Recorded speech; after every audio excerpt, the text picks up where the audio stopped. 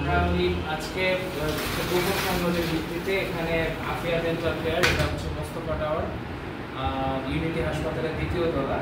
এখানে ডেন্টাল কেয়ারের যিনি ডাক্তার, যিনি ডেন্টাল কেয়ারের ওনার, উনি হচ্ছেন ডক্টর ফারজান আক্তার।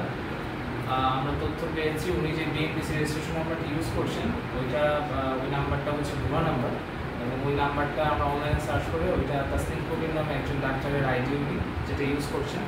এই সংবাদের ভিত্তিতে আমরা এখানে এসেছিলাম। এসে আমরা পেশেন্ট হিসেবে এখানে আসি, আমরা অ্যাপয়েন্টমেন্ট নিয়ে আসি, এবং এক পর্যায়ে উনি যখন পেশেন্টকে দেখতে আসেন তখন আমরা ওনাকে জিজ্ঞাসাবাদ করি এবং ওনার কাছে কাগজপত্র চাইলে উনি প্রয়োজনীয় অথেন্টিক কাগজপত্র আমাদের দেখাতে পারেননি।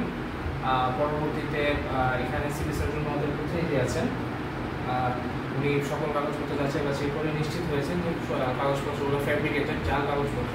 উনি সঠিক, ওনার পরিচয়ের এগেনস্টে সঠিক কোনো কাগজপত্র না দিতে পারায় আমরা বিএনপিসি আইনে আমরা ওনাকে জরিমানা করেছি 1 লক্ষ টাকা। আর আমরা আপাতত সাময়িকভাবে, যেহেতু ওনার কাগজপত্রগুলো ঠিক নেই, সাময়িকভাবে আমরা এই ক্লিনিকের সকল কার্যক্রম বন্ধ ঘোষণা করেছি।